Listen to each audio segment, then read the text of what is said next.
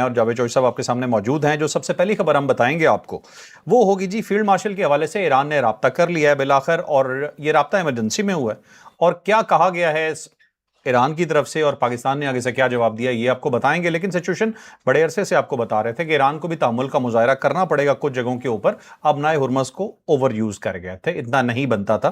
اب سچویشن کیا ہے اور کہاں پہنچے گی یہ آپ کو بتاتے ہیں. پاکستان کود پڑا ہے جی جنگ کے درمیان میں امریکہ کے اور ایران کے. اب پاکستان نے فیصلہ کیا کیا ہے, کیسے کودا ہے یہ آپ کو بتائیں گے. پھر آپ کو یہ بتائیں گے کہ پاکستان کے اندر ایک نئی ٹینشن آ سکتی ہے.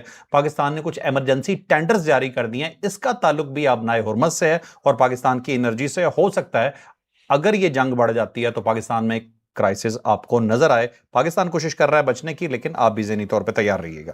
پھر آپ کو یہ بتاتے ہیں کہ پاکستان نے بھارت اور افغانستان کے خلاف کلیئر کٹ ایک لائن لے لی ہے اور اب بتا دیا ہے جی کہ ہم کیا کرنے والے ہیں. ان دونوں کی دھلائی ہو سکتی ہے.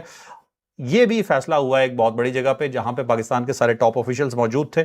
پہلی بار بھارت کا نام لے کے سیدھا سیدھا بتایا گیا کہ تم یہ کر رہے ہو اور باز آ جاؤ, اور باز آ جاؤ سے زیادہ بھی کچھ ہے یہ آپ کو بتائیں گے سٹوری کے اندر. پھر آپ کو یہ بتائیں گے جی ڈونلڈ ٹرمپ ہمارے لالا ٹرمپ جو ہیں انہوں نے اپنا جہاز بدل لیا ہے. ایک جہاز پیچھے انہوں نے دیا گیا تھا, کس نے یہ جہاز دیا تھا, بڑا خاص اور بڑا لگژری پلین تھا, لیکن ان کی سیکیورٹی نے کہا خبردار یہ جہاز استعمال مت کرنا. یہ کیا کہانی ہو گئی ہے یہ بھی آپ کو بتائیں گے. پھر ایک اور آپ کو بتائیں گے چیز یہ کہ جب آپ کہیں وائلڈنس میں جاتے ہیں, کسی ایسی ایریے میں جاتے ہیں جہاں جنگل ہو, جھاڑیاں ہوں, تو کیا کچھ آپ کے ساتھ ہو سکتا ہے. ایسا کچھ بھی ہو سکتا ہے جو آپ کے لیے جان لیوا ہو. تو یہ بھی بتائیں گے آپ کو آج ہی کے ویلاگ میں. تو آپ نے سب سے پہلے تو چینل کو لائک شیئر سبسکرائب کرنا نہیں بھولنا. ہمارا what's app link, Twitter link اور فیس بک لنک ضرور جوائن کیجیے گا. جاوید چوہدری صاحب سب سے اچھی خبر وہ والی جو خاتون کے ہونٹ سی دی وہ میں نہیں ابھی بتانا چاہ رہا تھا, لیکن چلیں جی اب دو خواتین کی لڑائی تھی, چوہدری صاحب نہیں رہ سکے, انہوں نے کہا بتانا ہے ابھی بتانا ہے, سرپرائز رکھی ہوئی تھی. لیکن چلیں جی آپ کو بتائیں گے جب دو خواتین لڑتی ہیں تو کیا ہوتا ہے. مرد تو لڑتے ہیں تو سر کھول کے سائڈ پہ ہو جاتے ہیں, لیکن جب خواتین لڑتی ہیں تو وہ سر کھلے گا نہیں, کچھ بند کر دیں گے. اور وہ کیا ہوگا, وہ بڑی ایک اسپیشل چیز ہے, سوئی دھاگا استعمال کر دیا گیا ہے, یہ آپ کو بتائیں گے. تو یہ ہوگی ایک اور ہماری سٹوری, لیکن ویلاگ کے اینڈ پہ سے لے کے جائیں گے. لیکن سب سے پہلی خبر چوہدری صاحب ایمرجنسی رابطہ ایران کا. اچھا, اب اس مرتبہ یہ ہوا ہے کہ کیونکہ جب ایم او یو سائن ہو گیا تو اس کے بعد فریقین جو تھے دونوں نے ظاہر ہے اس کا خیال رکھنا تھا, اور اس مرتبہ ایران نے زیادتی کی. ایران کی طرف سے زیادتی ہوئی ہے, پاسداران کی طرف سے اٹیک ہوا 3 جہازوں کے اوپر, اور اس کے اندر ایک جہاز جو تھا وہ سالس کا تھا, نہیں قطر کا ظاہر ہے, اس سے زیادہ پھٹا پڑ گیا اور پھٹا پڑ گیا. اور ایران ایکسپیکٹ یہ کر رہا تھا کہ امریکہ اتنا ریٹیلیٹ نہیں کرے گا, امریکہ جو ہے اس کو پی جائے گا یا پھر یہ ہے کہ 2-1 بیان دے گا, اس کے بعد خاموشی اختیار کر لے گا. لیکن امریکہ جو تھا اس نے پہلے دن بھی اٹیک کر دیا اور 80 اس نے حملے کر دیے, اور اس کے بعد اگلے دن جو تھا اس نے 90 حملے کر دیے, یعنی آج کے دن, اور اب 170 حملے اس نے کر دیے. اور انفراسٹرکچر پہ حملے کیے ٹکا کے اس نے. پہلے اس نے وہ کیا کہ جو کوسٹل لائن کے اوپر سارے جزیرے اور جہاں جہاں انسٹالیشنز تھی اور جہاں سے اٹیک ہوتا تھا جہازوں کے اوپر, وہ سارے اس نے اڑائے. 80 حملے, ریڈارز تھے, ان کے کمیونیکیشن نیٹ ورک تھے, ان کے میزائلز تھے, ان کی ڈرون فیکٹریاں تھیں ایران کی, اس کے اوپر حملہ کر دیا. اور آج اس نے ایسا کیا کہ دور انفراسٹرکچر جو تھا نا اس کے اوپر بھی اس نے کر دیا. جیسے کہ ایک چائنا اور جو ایران کے درمیان ایک ٹرین سروس ہے جو ترکمانستان جاتی ہے, قزاقستان جاتی ہے اور وہاں سے چائنا جاتی ہے, اس کو بریک کر دیا اس نے. ٹھیک ہے. اور یہی جو ٹرین سروس ہے یہ رشیا کو ٹچ کرتی ہے, یعنی جو باہر سے رابطہ تھا وہ منقطع کر دیا. دوسرا یہ ہے کہ تہران اور مشرق کے درمیان جو ایک ٹرین سروس ہے, بڑی ٹرین سروس ہے, بڑی اچھی ٹرین چلتی ہے وہاں پہ, اور اس سے پہلے بھی اٹیک ہوا تھا, پھر اس کو ریپیئر کیا ایرانیوں نے اوور نائٹ, اس کو اس نے بریک کر دیا اور بلکہ برج توڑ دیا اس مرتبہ. اب برج جو ہے نا وہ بنے گا تو پھر اس کے اوپر سے ٹرین گزر سکے گی, ویسے مشکل ہو جائے گا. تدفین کے لیے بھی جا رہے تھے, تدفین کے لیے بھی جا رہے تھے, لاکھوں لوگوں نے تہران سے اور ان علاقوں سے تدفین کے لیے جانا تھا. تو وہ بھی ایک کرائسس جو ہے نا اس نے امریکہ نے پیدا کر دیا ان کے لیے. اب اس کی وجہ یہ بنی ہے کہ ایران کی طرف سے پاسداران کی طرف سے اٹیک ہوا, جبکہ پاسداران کو اس مرحلے پہ یہ اٹیک نہیں کرنا چاہیے تھا. ایک تو تدفین چل رہی ہے آیت اللہ کی, اور اس وقت امریکہ بار بار کہہ رہا ہے کہ ہم نے 1 ہفتہ ان کو مہلت دی ہے کہ کسی قسم کا کوئی اٹیک نہیں ہوگا, آپ جنازے سے فارغ ہو, اس کے بعد پھر ہم مذاکرات کرتے ہیں یا پھر ہم جنگ کرتے ہیں. تو ان کو چاہیے تھا کہ خاموشی اختیار کرتے اس پہ, لیکن انہوں نے جان بوجھ کے اٹیک کر کے, اور اٹیک کرتے ہوئے بھی انہوں نے یہ خیال نہیں کیا کہ یہ قطر کا جہاز ہے. بس دیکھیں وہاں سے نا روزانہ جو ہے تقریباً 50-60 کے قریب جہاز گزر رہے تھے, تو وہاں سے 3 جہاز اور گزر جاتے, کیا فرق پڑنا تھا اس سے, کیا قیامت آ جائے. رولا اصل میں یہ ہے کہ یہ 24 نوٹیکل مائلز کا کا ٹوٹل ایریا ہے. 12 نوٹیکل مائل آتے ہیں حصے میں ایران کے اور 12 آتے ہیں عمان کے. امریکہ کوشش کر رہا ہے کہ عمان والے 12 نوٹیکل مائلز کو استعمال کرے ساتھ ساتھ, کیونکہ وہ سارا مڈل ایسٹ ہے نا, اس کے ساتھ ساتھ سے جہاز گزرتے جائیں, اور مڈل ایسٹ کی سائڈ سے نا اس سائڈ پہ امریکن اڈے ہیں. ہاں نہیں, اس میں چوسا ایک چیز بڑی واضح ہے, ایران اور عمان دونوں آمنے سامنے, درمیان میں ابنائے ہرمز ہے. 24 نوٹیکل مائل کا ایریا ہے. 12 نوٹیکل مائل اکارڈنگ ٹو انٹرنیشنل لا جو ہے وہ آپ کے ملک کا ہوتا ہے. اور لیکن جتنی بھی پیسجز ہیں اس کے اندر ممنوع ہے انٹرنیشنل لاز کے تحت کہ آپ کسی جہاز کو روک نہیں سکتے, انٹرنیشنل پیسج مانا جاتا ہے. ایران بہانہ بناتا ہے کہ یہ 12 کلومیٹر کا ہمارا نوٹیکل مائل کا ایریا ہے, تو امریکہ نے اسے بائی پاس کرتے ہوئے کہا ٹھیک ہے اگر یہ والا مسئلہ ہے نا تو ہم عمان والی سائڈ سے نکال لیتے ہیں. عمان کو ایکسیپٹ نہیں کر رہا نا. اب وہاں پہ 3 راستے ہیں, ایک ایران کو ٹچ کرتا ہے جو ایران کے ساتھ ساتھ ہے, مثلا آپ دیکھیں ایران کی زمین ہے اور اس کے آگے سمندر ہے. اب وہاں سے گزرنے والا ایک راستہ یہ ہے کہ ایران کے ساتھ ساتھ آپ گزرتے جائیں, اور یہاں سے جب جہاز گزرتے ہیں تو ایرانیوں کو نظر آتے ہیں پراپر, وہاں سے چلتے ہیں. دوسرا یہ ہے کہ درمیان کا راستہ ہے بالکل مڈ میں, جہاں سے ڈیپ واٹر ہے, اب وہاں پہ مائنس لگی ہوئی ہیں, وہاں سے آپ گزر نہیں سکتے. تیسرا راستہ جو آلٹرنیٹ کریٹ کیا ہے امریکہ نے اس مرتبہ, وہ عمان کے ساتھ ساتھ عمان کے ساتھ ہے بالکل. وہ کوہان سا بنتا ہے نا ایسے, عمان ایسے کر کے آگے چل کے, اور اس کے بعد آگے سارا مڈل ایسٹ کے سارے علاقے, بجائے ایرانی سائڈ کے گزرنے سے وہ عمانی سائڈ سے, عمانی سائڈ. اچھا وہ بھی سارے جہاز نہیں گزارے انہوں نے, چند جہاز یہ 3 تھے جس پہ اٹیک ہوا. یہ تھے, اس کے علاوہ بھی کچھ ایسے جہاز تھے جو انہوں نے تھوڑے تھوڑے کر کے وہاں سے گزارے. باقی سارے جہاز تو ایران کی سائڈ سے آئے. ویسے ایک دیکھا جائے نا تو شرارت امریکہ کی بھی ہے. امریکہ نے کوشش کی کہ ابنائے ہرمز پہ یہ بلیک میل کر رہے ہیں, تو یہ ابنائے ہرمز والا مسئلہ ہی حل کر دو کہ بھائی ہم تو عمان کی سائڈ استعمال کرتے ہیں, ابنائے ہرمز والی تمہاری سائڈ تو ہم استعمال ہی نہیں کر رہے. وہ ایران کو لگا کہ ہماری تو چپ نکل جائے گی, ظاہر ایک ڈیوائڈ ہو رہا ہے, ڈیوائڈ ہو رہی. اچھا اگر فرض کریں کہ یہ امریکہ شرارت بھی کر رہا تھا تو ان کو چاہیے تھا کہ انتظار کرتے, اس کو تدفین ہو جاتی, اس وقت اٹیک نہ کرتے, اور اٹیک نہیں کرنا چاہیے, وارننگ دیتے, شور کرتے, شرابہ کرتے, پاکستان کو انوالو کرتے, قطر کو انوالو کرتے, تاکہ معاملہ سیٹل ہوتا. اور اگر آپ نے اٹیک ہی کر دیا, پھر آپ نے سالس کے جہاز پہ اٹیک کر دیا, تو اس کے بعد کیا, وہ ڈونلڈ ٹرمپ تو بھرا پڑا ہے نا جی, بیٹھا ہوا ہے, بڑا بھرا ہوا بیٹھا ہے, وہ بےعزت ہو گیا, بےعزت ہو گیا. تو وہ تو ظاہر ہے بہانے تلاش کر رہا ہے نا جی سارا. پھر آپ نے اس طرح کیا کہ اس کو بہانہ دیا, اس نے اٹیک کیا, 80 حملے اس نے کر دیے, 85 آپ نے کر دیے, ٹھیک ہو گیا. اس کے بعد یہ تھا کہ پھر وہ دھمکی دے رہا ہے, آپ نے بھی دھمکی دینے شروع کر دی. اگلی رات پھر اس نے دوبارہ کر دیا اٹیک, آج آپ نے دوبارہ کر دیا. آپ نے اٹیک کر کے 2 ملک اور اس کے اندر انوالو کر لیا, قطر انوالو کر لیا, جارڈن انوالو کر لیا. تو اب 4 ملکوں کے اوپر آپ نے حملہ کر لیا. تو اس کا مطلب یہ ہوا کہ آپ پھر اس جنگ کو بڑھانا چاہتے ہیں, آپ اس کو روکنا نہیں چاہتے. اب اس کے بعد عباس راغچی صاحب نے آج فیلڈ مارشل سے رابطہ کیا, اور اس کی بنیادی وجہ یہ ہے کہ اس مرتبہ پاکستان نے رابطہ نہیں کیا ایران سے. پاکستان خاموش رہا ہے, سائلنٹ رہا ہے. اگر لڑ لو ایک باری وہ زچ آ جاتا ہے, تنگ آ جاتا ہے. دوسرا قطر کوشش کرتا رہے, قطر نے اس طرح کیا کہ ایران سے بھی رابطہ کیا, سعودی عرب سے بھی کیا, پاکستان سے بھی کیا, امریکہ سے بھی کیا, کیونکہ درمیان میں قطر پھنسا ہوا ہے. تو اس نے بھی ایکٹیو کیا, اس نے بھی پاکستان سے ریکویسٹ کی اس سارے معاملے میں. لیکن پاکستان جو نا, مجھے لگتا ہے کہ اس مرتبہ پاکستان نے خاموشی اختیار کی ہے. اس نے کہا ٹھیک ہے اب کیا کیا جا سکتا ہے, جب آپ سینٹیٹی نہیں اپنا معاہدہ جو ہے اس کی خیال رکھتے تو پھر کیا جا سکتا ہے. الٹیمیٹلی پھر ایران نے, عباس راغچی صاحب نے فیلڈ مارشل سے رابطہ کیا. رابطہ کر کے 2 چیزیں انہوں نے کہا. انہوں نے کہا جی اگر حملے نہ رکے تو ایران اپنے دفاع سے پیچھے نہیں ہٹے گا. تو ظاہر ہے یار, آپ کا حق ہے, آپ دفاع سے, کون آپ کو کہہ رہا ہے پیچھے ہٹے. ان کا مطلب یہ ہے کہ ہم بھی اٹیک کریں گے, اور ہم باقی جو ملک ہیں مڈل ایسٹ کے, ان کے اوپر بھی اٹیک کر دیں گے. اس کے اندر دھمکی ہے بیسیکلی, یعنی یو ای کے اوپر اٹیک کر دیں گے, یعنی کہ وہ سعودی عرب کے اوپر اٹیک کر دیں گے, یعنی باقی ملک جو ہے نا وہاں پہ بھی اٹیک کریں گے. لیکن ان ملکوں سے تو ظاہر ہے کوئی انٹرونشن نہیں ہو رہی, تو یہ وہاں پہ کیوں حملہ کریں گے. لیکن یہ انہوں نے دھمکی دیتی ہے کہ جناب دفاع کا حق, وہ یہ کہتے ہیں کہ یہاں پہ کیونکہ جو امریکن اڈے ہیں ہم سب کے اوپر اٹیک کریں گے. تو اس کا مطلب یہ ہے کہ جی یہ جنگ پھر ہم آگے لے جائیں گے. دوسرا انہوں نے کہا جی یہ بڑی زیادتی کی امریکہ نے کہ اس نے ہمارے اوپر حملہ کیا. بھائی ٹھیک ہے, امریکہ نے کیا, اس میں کوئی شک نہیں, لیکن اس مرتبہ دنیا کا کوئی ملک ایک بھی ایسا نہیں جو ایران کے ساتھ کھڑا ہو. سب سائلنٹ ہے, خاموش ہے. پہلے روکا جاتا تھا, سب کہتے تھے, کسی ملک نے نہیں کیا. اس کی وجہ یہ ہے کہ سٹارٹ آپ نے کیا, یہ معاہدے کو بریچ آپ نے کیا. ساتھ انہوں نے کہا جی ایم او یو کی خلاف ورزی ہے. بھائی ایم او یو کی واقعی خلاف ورزی ہے, آپ نے کیوں جہازوں کے اوپر اٹیک کیا؟ لیکن اس بار خلاف ورزی آپ نے کی, خلاف ورزی سٹارٹ وہاں سے کیا. لیکن وہ جو کہتے ہیں نا مکہ, آپ نے ایک مکہ مارا یا آپ نے گالی دی, اگلے بندے نے ٹانگیں نکال لی اور اس نے پھینٹا لگا دیا. تو امریکہ جو تھا نا اس کی سائڈ سے ظاہر زیادہ اوور ٹو امریکہ نے بھی کیا. لیکن مسئلہ یہ کہ آپ نے کیوں موقع دیا ان کو, آپ کو موقع نہیں دینا چاہیے تھا. اب پاکستان کو انوالو کیا گیا ہے, اور اس کے اوپر کچھ جو قطر ہے اس کا میڈیا بھی یہ کہہ رہا ہے, اور دوسرا ایران کا میڈیا بھی کہہ رہا ہے کہ پاکستان درمیان میں کود پڑا ہے اور پاکستان نے رابطہ کیا ہے اور پاکستان جو ہے نا ایکٹیو رول ادا کر رہا ہے، معاملات کو سیٹل کرنا چاہتا ہے۔ قطر جو ہے نا اس کے بارے میں بھی کہا جاتا ہے کہ وہ بھی درمیان میں آ گیا ہے۔ امریکی میڈیا جو ہے نا وہ بھی کہہ رہا ہے کہ جی پاکستان جو ہے نا اس وقت ایکٹیو ہے اور قطر بھی ایکٹیو ہے، دونوں ممالک جو ہے نا اس معاملے کو دوبارہ نیگوشیشن ٹیبل پہ لانا چاہتے ہیں۔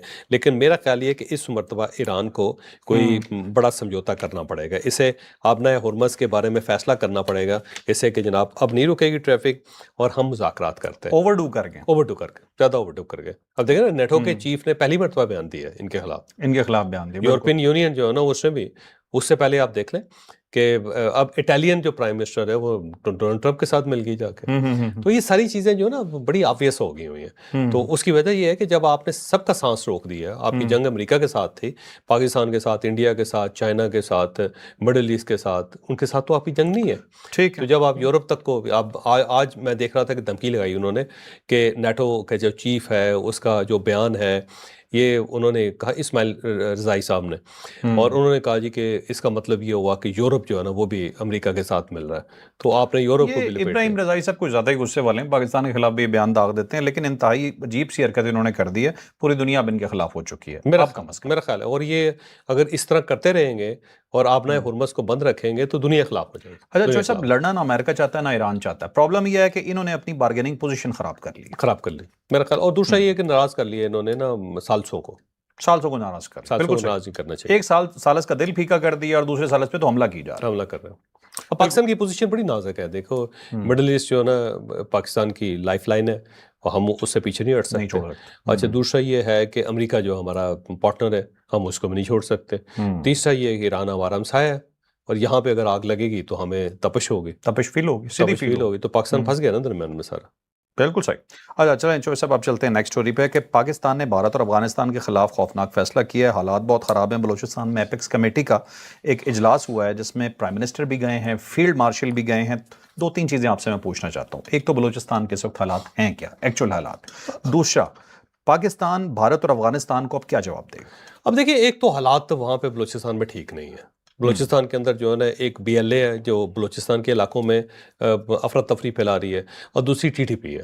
ٹی ٹی پی جو ہے وہ بلوچ علاقے جو ہے نا وہاں پہ خوف پھیلا رہی ہے، پشتون علاقوں میں اور بی ایل اے پختون علاقوں اور بلوچ علاقوں کے اندر۔ اب زیارت کا جو واقعہ ہے وہ بڑا خوفناک ہے، اس کے اندر اب زیارت میں نا کیونکہ یہاں پہ زیادہ پختون ہے اور وہاں پہ جا کے اب وہاں پہ پہاڑوں پہ ہے، وہ کہہ رہے ہیں کہ ٹی ٹی پی آ کے بیٹھی ہوئی ہے، وہ گاؤں کے اندر جاتی ہے، وہاں سے بتے وصول کرتی ہے، وہاں سے کھانا لیتے ہیں، اور گاؤں والے جو نا سخت پریشان ہے دیہات کے، اب ہم کیا کریں کیونکہ لڑائی پہ تو آ کے بیٹھے ہوئے ہیں، وہ تو لڑتے بھی ہیں اس میں، بلکہ زیارت کے لوگوں نے تو اسٹیٹ کے خلاف پروٹیسٹ بھی کیا، پاکستان کے خلاف، ریاست کے خلاف، وہ کہتے ہیں جی ہمیں پروٹیکشن دیں، آپ سیکیورٹی دیں، کیونکہ آپ نے دوسرا یہ جو وہاں پہ واقعہ ہوا ہے نا وہ ڈیم کے منگی ڈیم کی سائڈ پہ کہ پولیس والا کہ وہاں پہ 27 پولیس اہلکار انہوں نے شہید کر دی، وہ بلوچ تھے سارے۔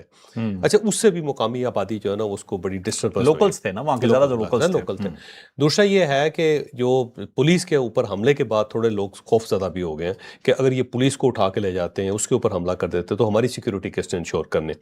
اچھا جو ریاستیں ہوتی ہیں نا، یہ ریاستیں ایک اور ان کا بھی ایک طریقہ کار ہوتا ہے جس کو انتظامی میتھڈ کہتے ہیں نا جی۔ انتظامی میتھڈز میں کیا ہوتا ہے، وہ کہتے ہیں کہ لیٹ اٹ ہیپن، کہ ہونے دو۔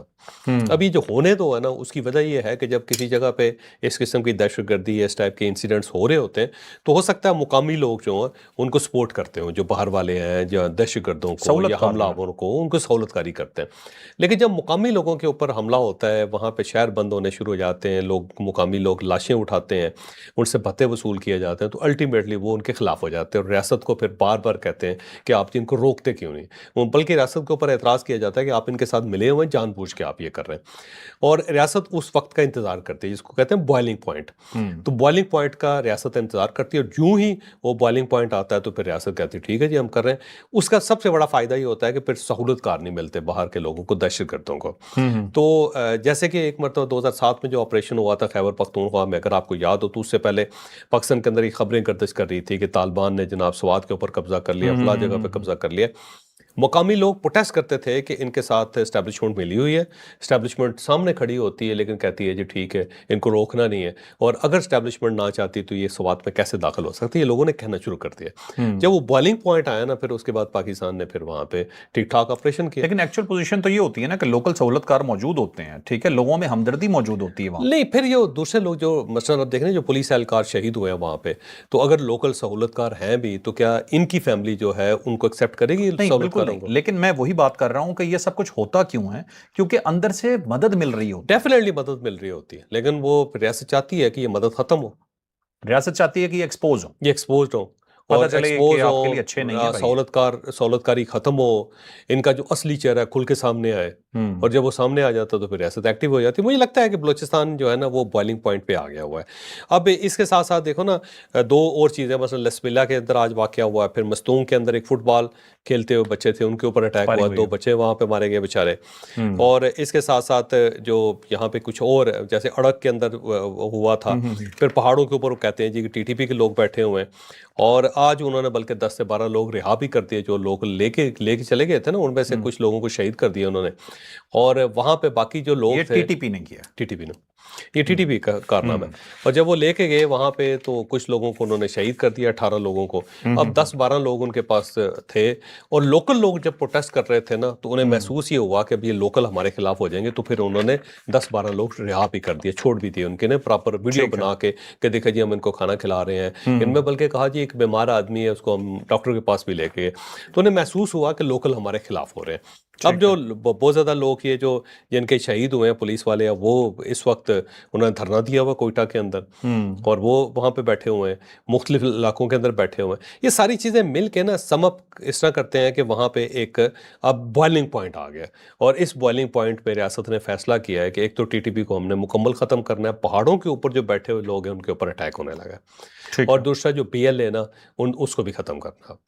اب ان کی سہولت کار جو لوگ ہیں وہ ہمارے جو جاسوس ہوں گے وہ بتائیں گے نا جی کس کس جگہ سہولت کار ہے, تو ان کے اوپر بھی اب ٹھیک ٹھاک کلینزنگ ہوئی جس کو کہتے ہیں. صاحب آدھا پاکستان ہے, 45% ہے پاکستان کا بلوچستان, اتنے بڑے حصے میں آپریشن جو ہے آپ کے خیال میں کتنا ٹائم لے جائے؟ دیکھیے مسئلہ یہ ہے کہ رقبہ بہت بڑا ہے, اس میں کوئی شک نہیں, لیکن آپ یہ بھی دیکھو نا کہ وہاں پہ آبادی بڑی کم ہے. اتنی کم آبادی کے اندر آپریشن جو ہے ایزی ہے, کوئی اتنا مشکل نہیں ہے, لیکن لوکل کو ملانا پڑے گا ساتھ, پہاڑوں پہ آپریشن مشکل, پہاڑوں پہ ذرا آپریشن مشکل. لیکن آج کل تو دنیا مختلف ہوگی نا جی, اب تو فضائیہ کا آپریشن ہوتا ہے سارے کا سارا. ٹھیک ہے, ذرا پرائم منسٹر نے چوہدری صاحب وہاں پہ کیا باتیں کی ہیں؟ انہوں نے کہا جی انڈیا انوالو ہے اس کے اندر, مشرقی ہمسایہ انوالو ہے جی, اور وہ لوگ جو ہیں ان کو کیا کر رہے ہیں, اسلحہ بھی دے رہے ہیں, مالی معاونت بھی دے رہے ہیں, سہولیات بھی دے رہے ہیں, اور افغانستان کی سرزمین استعمال ہو رہی ہے. یہ کلیئر گورنمنٹ آف پاکستان نے کہہ دیا ہے, اور انہوں نے کہا جی فتنے کے خاتمے کے لیے مکمل وسائل جو ہے نا وہ استعمال کیے جائیں گے. تو یہ ریاست کا میرا خیال ہے جو اعلان ہے. تو مجھے لگتا ہے کہ اب یہ جو ہے نا کام ٹھیک ٹھاک قسم کا خراب ہونے لگا ان سب کے لیے, اور ریاست جو ہے نا کلینزنگ آپریشن کرے گی ایک بار, اندر بھی اور باہر بھی, افغانستان کے اندر بھی کرے گی اور یہاں پہ بھی کرے گی, اور یہ جو ہے نا ہو گیا. اور مجھے لگتا ہو سکتا ہے باہر کے کچھ ممالک کو استعمال کر کے مودی کو بھی سمجھایا جائے.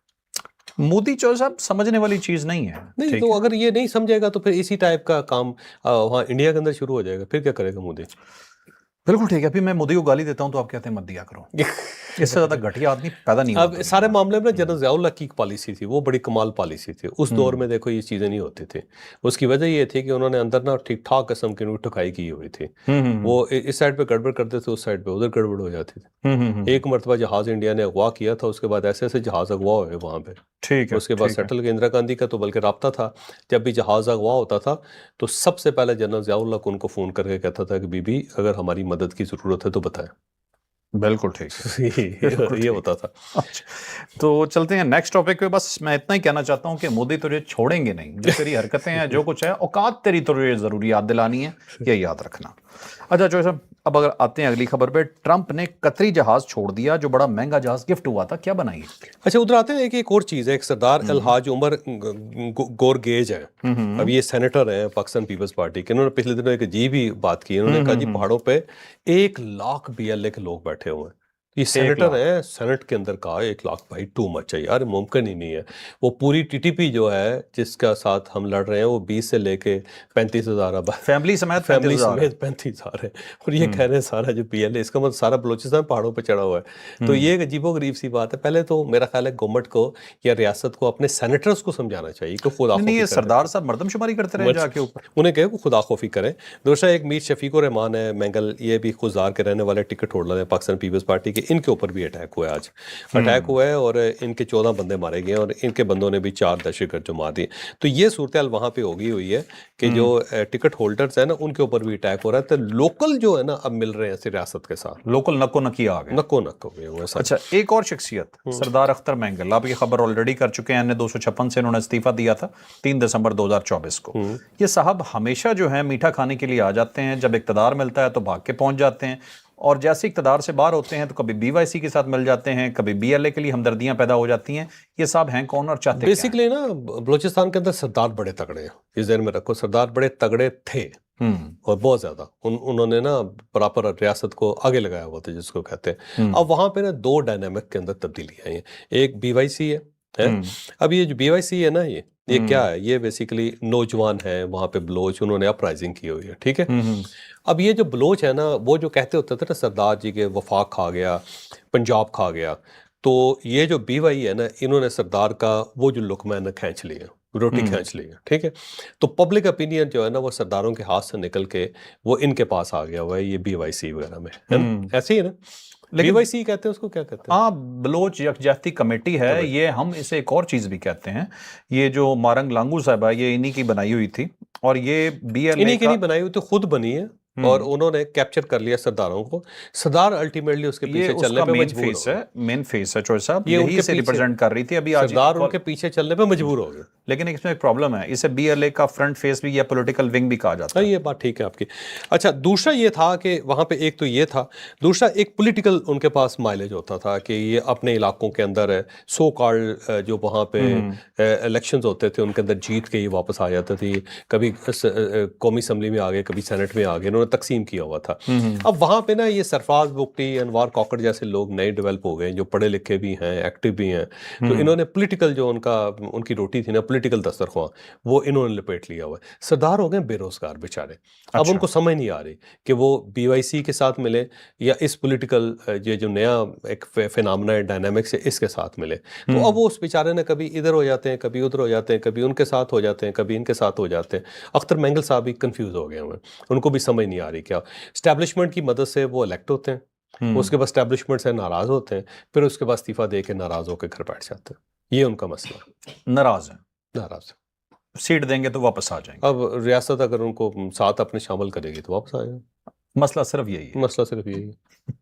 یہ آپ کا نظام. چلے اچھا ٹرمپ کی طرف آتے ہیں جناب. ٹرمپ کو قطر نے دنیا کا سب سے مہنگا جہاز دیا تھا، $500 ملین کا، گولڈ پلیٹڈ، اندر واش روم جو تھا نا سونے کا 24 کیرٹ کا کموٹ لگا ہوا تھا اس کے اندر. اچھا اور وہ بہت زیادہ خوش تھا ٹرمپ. اس کی وجہ یہ ہے کہ اس کا جو جہاز ہے ایئر فورس 1 وہ بڑا پرانا ہے، 1990 کی دہائی میں اس کو ملا تھا ان کو پریزیڈنٹ کو. تو بڑا پرانا جہاز ہے، سیکیور ہے، اس میں کوئی شک نہیں، لیکن وہ ہے بڑا پرانا. تو یہ ایک نیا جہاز مل گیا اور کنگ نے ان کے اوپر مہربانی کی. انہوں نے کہا لو جی یشی کریں. 3 لاکھ قریب بندے ہیں جی، 30 لاکھ وہاں پہ فارنر ہیں. پیسہ بہت زیادہ ہے بے انتہا، اور ٹریلینز ڈالرز اور پائل اپ ہوا ہوا ہے ڈالرز کے. پورے کمرے بھرے پڑے ہیں. انہوں نے ایک کمرے میں سے $500 ملین نکال کے جہاز خرید کے ان کے حوالے کیا کہ لو جی یشی کریں آپ. اور ٹرمپ اس بات پہ خوش بہت زیادہ تھا. اب ٹرمپ جو ہے نا اسے جہاز استعمال کرنا شروع کرتے. اب جو جہاز استعمال ہو رہا ہے اب اس کا ایشو یہ بن رہا ہے کہ اس کی سیکیورٹی ایجنسی نے، سیکرٹ ایجنسی سے بتا دیا کہ مسلمانوں نے بنایا ہوا ہے. یعنی بنایا نہیں، مسلمانوں نے اس کے اندر کام کیا ہوا ہے، یہ انہی کے پاس تھا. اور ہو سکتا ہے قطر میں ایرانی لوگ ہوں، وہ بہت زیادہ ان کا عمل دخل ہوتا ہے، انہوں نے کچھ چپ لگا دی ہو، گڑبڑ کر دی ہو. ایسا نہ ہو اڑتا ہوا جہاز جو ہے اس کے سارے سگنل غائب ہو جائے اور اسی طرح گر جائے جس طرح پاکستان کا K2 گرا ہے. تو وہ جو ٹرمپ ہے نا ڈر گیا اس سے. تو ایک تو اس نے جہاز برطانیہ بھیج دیا اس کو چیک کروانے کے لیے کہ چیک کر لیں اس کے اندر کوئی گڑبڑ تو نہیں ہوئی. اور دوسرا یہ کہ وہ اپنے پرانے جہاز پہ آ گیا ہوا ہے. ٹھیک ہے. تو ڈر گیا. اور کل جو اس نے خود اعلان کیا کہ جی ہٹ لسٹ جو ہے اس کے اندر میں نمبر 1 پہ ہوں، ایران مجھے مارنا ہے. ویسے ایرانیوں چھوڑنا کوئی نہیں ہے. اچھا لیکن جو صاحب کو یاد ہوا کہ ایرانی بھی مطلب ان کا ایک بیانات چل رہے تھے پچھلے دنوں جب جنازہ تھا تو اس کے اندر بار بار ایرانی کہہ رہے تھے کہ ہم قاتلوں کو نہیں چھوڑیں گے، ہم قاتلوں کو نہیں چھوڑیں گے. سب کو پتا ہے ایران کو غصہ ہے، سب کو پتا ہے کہ ان کے ساتھ بہت زیادتی ہوئی ہے، لیکن مذاکرات کے دوران ایسے بیانات دیکھ کے آپ کہہ رہے ہو کہ ہم نے تو تمہیں مار دینا ہے، اس کے بعد کوئی تم سے مذاکرات کیسے کرے گا؟ نہیں وہ ظاہر ہے اگین وہی پاسداران کا مسئلہ ہے، پازران کا ایشو. ٹھیک ہے چلیں چوہے صاحب اب آتے ہیں ایک اور پاکستان کے اندر ایک نئی مصیبت آ سکتی ہے. وہ مصیبت ایسی ہے بجلی تو پہلے ہی مہنگی ہے، کچھ اور بھی ہو سکتا ہے، بتائیں آپ. سر تیل کا مسئلہ بن گیا ہے، ساری گیس کا مسئلہ بن گیا ہوا ہے، اور گیس کا بحران پاکستان کے اندر پیدا ہونے لگا ہے.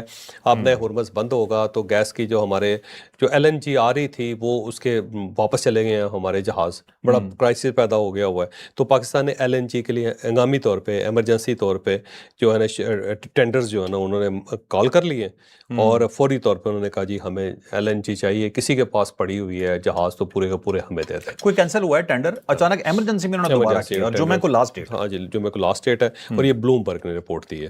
اب یہ گرمی ہے، شکر ہے سردیاں ہوتی تو ایک اور کرائسس آ جاتا ہے. یہاں پہ تو تنور جو ہے ان کے اندر روٹی نہیں پکڑی تھی. تو بہرحال یہ بلوم برگ کی اطلاع ہے کہ پاکستان جو ہے نا اس کے اندر شارٹ ہونے والی ہے گیس. دیکھ لیں چوہے صاحب پاکستان کی شہرت کے تیار ہو جاؤ.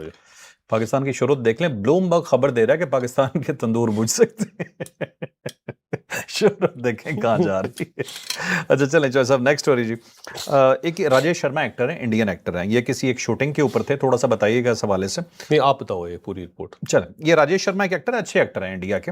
ٹھیک ہے، ویسے تو انڈینز کو جب بھی میں موترواسی کہتا ہوں تو بعض لوگ کہتے ہیں سب کو نہ کرو. اب یہ دیکھیں نا، میں خبر دے رہا ہوں، اس بندے کو میں نہیں کہہ رہا. موترواسی کون ہے؟ مودی، اس کی cabinet, R S S, Pakistan سے نفرت کرنے والا ہر بندہ ہے موترواسی. تو یہ جو صاحب ہیں یہ کہیں پہ شوٹنگ میں تھے اور کسی بڑی فلم کی شوٹنگ کر رہے تھے، وہاں بھی جھاڑیوں میں موجود تھے، کیڑا کاٹ گیا، کسی کیڑے نے کاٹ لیا. ٹھیک ہے، اور اس کے بعد انہوں نے اسے اگنور کر دیا. ان کی ٹانگ میں تھوڑا سا درد ہوا، انہوں نے پھر کہا چلو خیر ہے کوئی بات نہیں. یہ جہاز پہ چڑھے واپس آنے لگے، رستے میں انہیں بخار ہو گیا اور ایمرجنسی میں انہیں ہاسپٹل لانا پڑا. ان کی پوری ٹانگ جو تھی اس کے اوپر چھالے والے بن گئے کافی، اور اب ڈاکٹر کہہ رہے ہیں کہ ان کی جان خطرے میں ہے. اگر کوئی بھی لوتھڑا یہاں سے خون کا آگے پھیپھڑے کی طرف آ گیا تو ان کی ہارٹ جان بھی جا چلا گیا، پھیپھڑے بھی چلا جاتا. ظاہر ہے کچھ بھی ہو سکتا ہے. تو یہ پرانے زمانے میں نا یہاں پہ جو مونسون ہوتا تھا نا، اس زمانے میں بہت لوگ خیال کرتے ہوتے تھے، لوگ باہر نکلتے تھے اپنی ٹانگوں کے اوپر تیل مل کے باہر جاتے تھے. اچھا، ایک یہاں پہ بڑا پرانی روایت تھی. اس میں کیڑے وغیرہ یہ چیز اثر نہیں کرتے؟ کیڑے کاٹ نہیں سکتے ان کو، ذرا تھوڑا گرپ کرنا مشکل ہو جاتا ہے. دوسرا یہ ہے کہ تیل بھی کڑوا تیل اس کو کہتے ہیں. اچھا، تو اس کی بو سے ذرا کیڑے قریب نہیں آتے. دوسرا یہ وہ کہتے تھے رات کے وقت باہر نہیں نکلتے تھے کیونکہ سارے سانپ بچھو جو ہوتے ہیں نا وہ بارش کی وجہ سے باہر نکلے ہوتے تھے، سڑکوں پہ پھر رہے ہوتے تھے. تو اس لیے وہ جو لوگ رات کے وقت باہر نہیں نکلتے تھے. چارپائیاں اسی لیے بنی ہوئی تھی کہ اوپر تھوڑا سوئیں بجائے اس کے کہ سانپ چڑھ جائیں آپ پہ. تو وہ جو پرانا سسٹم ہے نا، میرا خیال ہے اس کی طرف واپس آنا چاہیے. بہت زیادہ پنگے جو ہے نا برسات کے اندر نہیں کرنے چاہیے، مطلب کسی ایسے وائلڈ ایریا میں نہیں جانا وائلڈ چاہیے. ایریا میں بالکل نہیں جانا چاہیے. تو آپ لوگ بھی احتیاط کریں جہاں پہ بھی ہوں. آپ کو پتا کہ مودی کو بھی کوئی کیڑا نہیں کاٹ سکتا. یار حد ہے. اس کی ریزن ہے کہ وہ بھی اپنے جسم پہ کچھ ایسا ملتا ہے، بدبو اتنی ہوتی ہے کہ کیڑا مر جاتا ہے، کاٹنا تو دور کی بات ہے. اچھا چلیں چوہے صاحب اب آخری سٹوری، مردوں کی لڑائی اور خواتین کی لڑائی میں کیا فرق ہے تھوڑا بتائیے گا. اس دفعہ دو عورتیں لڑی ہیں، انہوں نے کیا کی؟ یہ جاپنیز خبر ہے جی. اس کے اندر انہوں نے کہا جی کہ ایک عورت آئی ہے، اس نے ایک دکان پہ جا کے 29 جون کو اس نے کاغذ مانگا. کاغذ مانگ کے اس نے کہا جی میری جان کو خطرہ ہے، مجھے بچایا جائے. انہوں نے پولیس کو کال کر لی. پولیس آئی تو دیکھا کہ وہ جو خاتون ہے اس کے ہونٹ جو ہے نا سلے ہوئے ہیں، اور سلے ہوئے ہیں سوئی دھاگے سے. تو یہ ایک عجیب سی صورتحال تھی. اسپتال لے کے اس کے ہونٹ وغیرہ کھلوائے تو اسے پوچھا کہ مسئلہ کیا ہے. تو پتہ چلا کہ ایک اور خاتون کے ساتھ رہتی تھی، اس کی عمر 42 سال ہے، دوسری خاتون کے ساتھ 39 سال ہے، 49.